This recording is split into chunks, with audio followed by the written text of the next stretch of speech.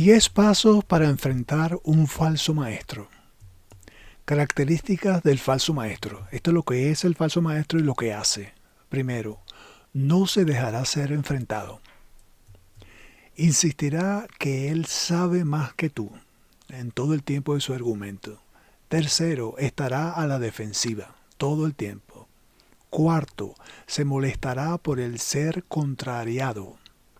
5. Usará el engaño.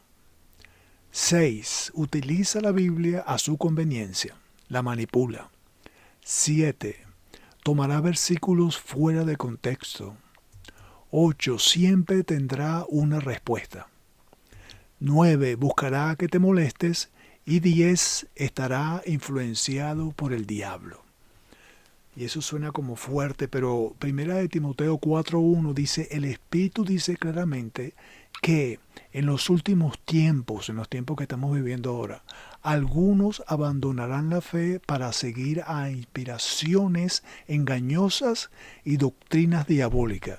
Y esto es justo lo que hace el falso maestro, siempre contradiciendo y manipulando lo que la Biblia dice. Y estas son sus características. Ahí podríamos decir muchas más, pero se ve más que todo por esto. Ahora, ¿cómo enfrentarnos a ellos? Primero, corregir en base a la palabra de Dios, no a opiniones personales. No tienen ningún valor nuestras opiniones personales. Tenemos que enfrentar a los falsos maestros es con la palabra de Dios. Vamos a ver por qué. Segunda Timoteo 3, 16, 17, muy conocido esto, dice, toda la escritura es inspirada por Dios, quiere decir que originada en Dios. Él pensó primero, está pensada por Él, toda la escritura. Y es útil para, entonces empieza a decir, ¿para qué es que es útil? Es útil para enseñar. Entonces vamos a agarrar a los falsos maestros y le vamos a enseñar. ¿Con qué? Con la palabra de Dios. Y después, ¿qué vamos a hacer? Es útil para qué más? Para reprender. Vamos a reprender a los falsos maestros con la palabra de Dios. Para corregir, vamos a corregir a los falsos maestros con la palabra de Dios. Para instruir en justicia, vamos a instruir en justicia a los falsos maestros con la palabra de Dios. Todo arranca aquí en la palabra de Dios. Dice, la corrección debe basarse en la Escritura, ya que es inspirada por Dios y es útil para instruir en la verdad. O sea que es uno de los propósitos básicos de la palabra de Dios, el por qué Dios la inspiró. ¿Ves? Para todas estas funciones, enseñar, reprender, corregir e instruir.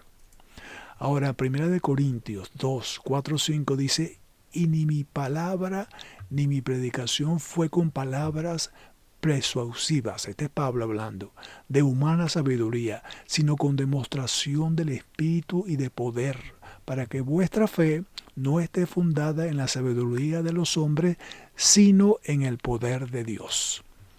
¿Qué está haciendo Pablo aquí? Pablo señala que su enseñanza no se basa en su propia sabiduría, sino en la demostración del poder de Dios, evitando hacer de su propio punto de vista el enfoque de la enseñanza.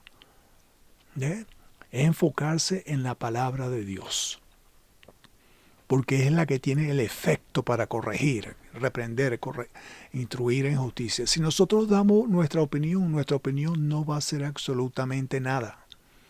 No va a ser nada, porque no fue hecha para estas cosas. Cuando dice que es para este caso, es que el Espíritu Santo va a respaldar la palabra de Dios. Y nuestra opinión no va a ser respaldada por el Espíritu Santo en cuanto a convencer al falso maestro de que está en un error y que conozca la verdad. Segundo, corregir con amor y sin atacar a la persona. Esto es difícil porque el falso maestro va a buscar que nosotros nos molestemos. Va a ser muy agresivo, muy directo y va a buscar que nos molestemos. Es una estrategia bien satánica porque si nos molestamos, la verdad no va a funcionar. En Efesios 4:15 dice, sino que siguiendo la verdad. Siguiendo la verdad. ¿Cómo se sigue la verdad? Con amor. Crezcamos en todo aquel que es la cabeza, esto es Cristo. ¿Ok? El punto es que la verdad se sigue es en amor. Y entonces el falso maestro quiere que nos molestemos para que dejemos el amor y la verdad no funcione. La importancia de hablar la verdad en amor, lo cual significa corregir sin atacar a la persona, sino mostrar cuidado y compasión. Un reto para nosotros mismos. Luego, en 2 de Timoteo, capítulo 2, 24-25, dice, porque el siervo del Señor no debe ser que contencioso, sino amable, para con todos, apto para enseñar, sufrido, que con mansedumbre corrija a los que se oponen, por si quizás, esto es un condicional, por si quizás Dios les conceda que se arrepientan para conocer la verdad. Solamente Dios puede hacer eso no podemos hacerlo nosotros, ni lo puede hacer la misma persona, el mismo falso maestro. No puede ni arrepentirse. Mira que es una cosa que Dios concede, pero por si quizás Dios les conceda que se arrepientan para conocer la verdad. Por eso es que es importante manejar la verdad con amor para que dé esta función, para que produzca esto. Es corregir con amabilidad y mansedumbre, confiando en que Dios es quien puede llevar a la persona al arrepentimiento. Solamente Dios puede hacer eso. Es un reto para nosotros mismos. Estamos hablando con un falso maestro que es directo, nos ofende y ¿cómo se llama? Nos pone presión y nosotros tenemos que mantener la calma, amables, mansedumbre, todo eso. Necesitamos a Dios mismo para que nos ayude. Punto 3. Enseñar sin discutir, promoviendo un ambiente de aprendizaje, o sea, cero discusión. Y el falso maestro quiere que tú estés discutiendo. Tito 3.9 dice, pero evita, o sea, que pásale por alto. Evita las cuestiones necias, enologías, contenciones y disensiones, discusiones acerca de la ley, porque son vanas y sin provecho. Evita contenciones y discusiones. Evitar discusiones inútiles sugiere que la enseñanza debe ser constructiva y no debe desviarse en debates improductivos. Porque la discusión lo que quiere es desviarte. Acuérdate, Satanás, la influencia del diablo, está usando al falso maestro. Entonces quiere evitar a toda costa que no conozca la verdad este falso maestro. Entonces hace una discusión para desviar el mensaje, desviar la discusión. Proverbios 15.1 dice, la blanda respuesta quita la ira, mas la palabra áspera hace subir el furor. Y nosotros tenemos que quitar la ira. Al responder con suavidad y paciencia, se puede crear un ambiente de paz y aprendizaje, que eso es lo que nos interesa, donde las personas están más dispuestas a escuchar y reflexionar. Y eso es lo que nosotros tenemos que buscar, para poner la verdad de Dios ahí. Cuarto, si nos molestamos, perdemos. Esto es bien clave esto. Nosotros nos molestamos y entonces como la fe, la verdad se mueve por amor, entonces hasta ahí llegamos. Perdemos ya el Espíritu Santo está limitado, ya la verdad no puede ser revelada porque ya perdimos el amor. Nos molestamos. Ahora el punto 4, corregir con humildad, reconociendo que la sabiduría viene de Dios. Por eso la humildad. En Santiago 1.5 dice, y si alguno de vosotros tiene falta de sabiduría, pídale a Dios el cual da a todos abundantemente sin reproche y le será dada. O sea, la sabiduría para hablar con un falso maestro, la da es Dios. En el momento de la discusión, Dios nos da la sabiduría para saber qué decir. Reconociendo que la sabiduría no proviene de nosotros mismos, sino de Dios. Esta humildad permite enseñar desde la dependencia de Él, de Dios mismo, no de nosotros mismos. 1 Corintios 8:2-3 dice, y si alguno se imagina que sabe algo, aún no sabe nada como debe saberlo, pero si alguno ama a Dios es conocido por Él. Corregir con humildad, recordándonos que el verdadero conocimiento viene de Dios, y no de nuestro propio entendimiento. Interesante lo que hace el Espíritu Santo. Y frente a un falso maestro, el Espíritu Santo está ahí para ayudarnos.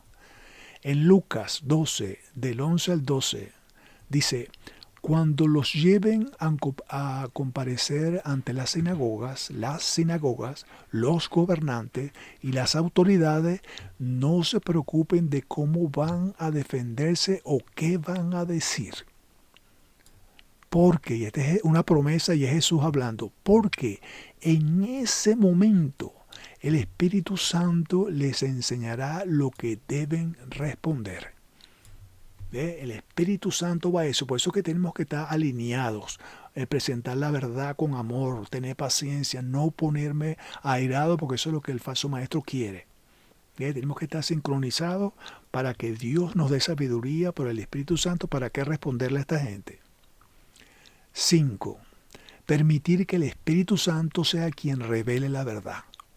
Okay, por eso que Él sugiere, nos dice qué decir y también es el que revela la verdad. Imagínate la necesidad que tenemos del Espíritu Santo para enfrentarnos a una falsa doctrina y un falso maestro.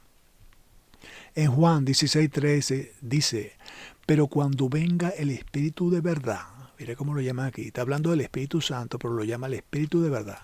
Él os guiará a toda verdad. ¿Quién lo va a hacer? Es Él. Porque no hablará por su propia cuenta, sino que hablará todo lo que oyere y os hará saber las cosas que habrán de venir. Él nos guiará a qué? A toda verdad. Y eso es para nosotros, ¿ve? ¿Para qué decirle al falso maestro? Y para el falso maestro también, ¿ve? Para que llegue él a la verdad. Las dos cosas a la vez, estamos en el mismo nivel. El Espíritu Santo nos enseña a nosotros qué decir y el Espíritu Santo trata con el falso maestro. Jesús promete que el Espíritu Santo es quien guiará a la verdad, recordándonos que no depende de nuestra capacidad de convencer, sino del Espíritu Santo. Y punto, esto es claro y evidente y necesario. Para nosotros que nos ayude el Espíritu Santo y para que la persona a quien estamos hablando, el falso maestro, llegue a la verdad. En 1 Corintios 2, del 10 al 11 dice: pero Dios nos la reveló a nosotros por el Espíritu, porque el Espíritu todo lo escudriña, aún lo profundo de Dios. La comprensión de las cosas profundas de Dios viene del Espíritu Santo, por lo que es esencial permitir que Él trabaje en el corazón de los demás, en el mío y en el del falso maestro. Que Él trabaje, revela la verdad, guía. Es esencial esto, importantísimo pues. Punto 6. La mentira se corrige con la verdad. No investigando la mentira, sino conociendo más la verdad. Hay gente, que eso es un error, que se ponen a investigar la mentira. Y eso es un error. Tú tienes que ponerte a investigar la verdad. Porque la verdad lo que va a hacer es destruir la mentira. La mentira se corrige con la verdad, no investigando la mentira, sino conociendo más la verdad. En Juan 8, 31, 32 dice: dijo entonces Jesús a los judíos que habían creído en Él: si vosotros permanecéis en mi palabra, seréis verdaderamente mis discípulos. Este es el primer efecto. Seréis verdaderamente mis discípulos. ¿Cuándo? Cuando permanecen en la palabra. Y conoceréis la verdad. El segundo punto. Conoceréis la verdad y la verdad os hará libre. Todo ocurre como permaneciendo en la palabra. Y ahí tenemos que hacer nosotros lo mismo, permanecer en la palabra de Dios. Jesús enseña que es a través del conocimiento y la permanencia en su palabra que la verdad nos hace libre, más que ahondar en las mentiras. El falso maestro, él va a resaltar su mentira y a veces caemos a discutir la mentira, pero tenemos que discutir la verdad que va a destruir esa mentira.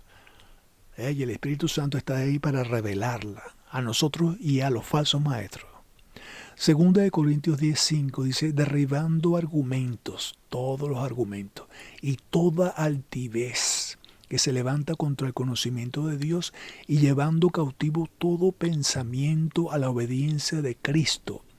El enfoque debe estar en el conocimiento de Dios. para refutar todo argumento falso, centrándonos en la verdad de Cristo. Y el Espíritu Santo se la va a revelar al falso maestro, esa verdad aquí. Y se va a venir todo abajo, los argumentos y la altivez. ¿Por qué? Por causa de la verdad.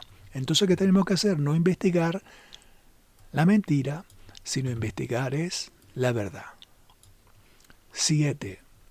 Habla del efecto de la verdad en tu propia vida, poniéndote al nivel de la persona que escucha. O sea, háblale de tu testimonio personal. Ahí no va a haber ninguna discusión, ni argumentos, ni nada, porque tú estás hablando de tu experiencia propia, estás hablando de tu vida, y ahí no hay argumento que valga, porque estás hablando es de ti. Filipenses 2.3 dice, nada hagáis por contienda o por vanagloria, antes bien con humildad, estimando cada uno de los demás como superiores al mismo. O sea, humilde frente al falso maestro. Debemos actuar con humildad y estimar a los demás, hablando desde nuestra propia experiencia de transformación para conectarnos con los demás, nuestra propia experiencia, porque nosotros somos pecadores también, igual que el falso maestro ese. Y además Pablo era un perseguidor de la iglesia y era un falso maestro también, en contra del cristianismo. Y él se convirtió. Dios lo cambió, le reveló la verdad. Nosotros estamos en la misma condición, somos pecadores como el falso maestro que estamos enfrentando. Primera de Timoteo 1, del 15 al 16 dice, palabra fiel y digna de ser recibida por todos. 2 puntos. Que Cristo Jesús vino al mundo para salvar a los pecadores, de los cuales yo soy el primero. Ese es Pablo hablando. No que yo soy superior que ti, yo soy cristiano, tengo tanto tiempo, que no sé qué. En la misma condición. Pero por esto fui recibido a misericordia para que Jesucristo mostrase en mí, el primero, toda su clemencia, para ejemplo de los que habían de creer en Él para vida eterna. Ponernos en la misma condición, bajarnos, humillarnos. Esta verdad me afectó a mí, hizo esto por mí. Pablo habla de su testimonio personal como una muestra del poder de la verdad de Cristo, poder de la verdad de Cristo, poniéndose a nivel de sus oyentes como pecador redimido, en la misma condición. No venimos a condenar a nadie, a mandar a nadie al infierno, ni a discutir con nadie, sino a presentarles la verdad. Punto 8. Las personas necesitan entender la verdad para salir de la mentira, y eso es nuestro trabajo. Presentarle la verdad sin alteración, sin contaminación, pura como sale ahí en la Biblia. No interrumpirla. En Mateo 19, dice, cuando alguno oye la palabra del reino, ¿y qué pasa? No la entiende. La oye, pero no entiende nada. Viene el maligno y arrebata lo que fue sembrado en su corazón. Este es el que fue sembrado junto al camino. Ahora, ¿cuándo viene el maligno y arrebata lo que fue sembrado en el corazón? Cuando la persona no entiende. Nuestro trabajo es que esta persona con que estamos discutiendo, el falso maestro, entienda. Y vamos a buscar las 1000 maneras de conseguir eso, que esta persona entienda. Eso enfatiza la importancia de que las personas entiendan la verdad para que permanezca en su corazón y no sea fácilmente arrancada. Y el Espíritu Santo va a venir y va a trabajar en esa verdad que entendió. Eso que tiene que entenderla, para que el Espíritu Santo tenga material para trabajar ahí con esa persona. En 2 de Timoteo 2, 25-26 dice que con mansedumbre, otra vez ya lo vimos, corrija a los que se oponen, por si quizás Dios les conceda que se arrepientan para conocer la verdad y escapen del lazo del diablo en que están cautivos a voluntad de él. Así está el falso maestro. Está cautivo por el diablo. Y nosotros vamos a libertarlo con la libertad que da la palabra de Dios y que la entienda. Dice, el arrepentimiento y la libertad de la mentira viene al conocer y entender la verdad y que es Dios quien da ese conocimiento. ¿Ve? Dios les concede que se arrepientan para conocer la verdad, y eso Dios lo concede. Él los concede que se arrepientan y que conozcan la verdad. Y Dios está ahí con nosotros porque Él está desesperado que se conozca la verdad y ese falso maestro sea libre de eso. 9. Toda corrección necesita una evidencia. Toda corrección, una evidencia sólida. Busca las evidencias bíblicas junto con la persona. ¿Ve? Llegar a un nivel humilde, agarrar a la persona y ponerlo a que entienda, y tú vas como humildemente con él a que se enfrente con la verdad. ¿Por qué este versículo dice esto aquí? ¿Y por qué no lo dijo antes? ¿Y qué dijo antes? ¿Qué era lo que estaba pasando? Con una actitud humilde, hacer lo que él entienda. Hechos 7, 17, 11.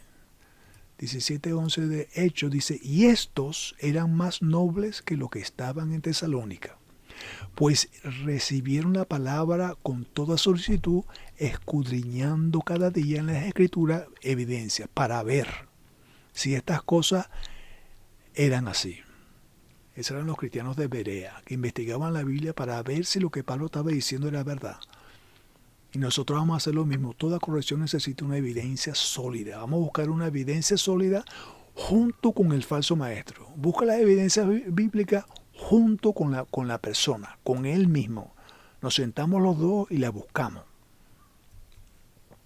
Los bereanos buscaban evidencias en las Escrituras para confirmar la verdad. Un ejemplo de cómo investigar juntos con actitud de estudiante las enseñanzas bíblicas. Ese es nuestro trabajo, actitud de estudiante, estudiar juntos, ver las cosas juntos, con calma, con amor por la persona. Segunda de Corintios 13:5, examinaos a vosotros mismos si estáis en la fe, probaos a vosotros mismos.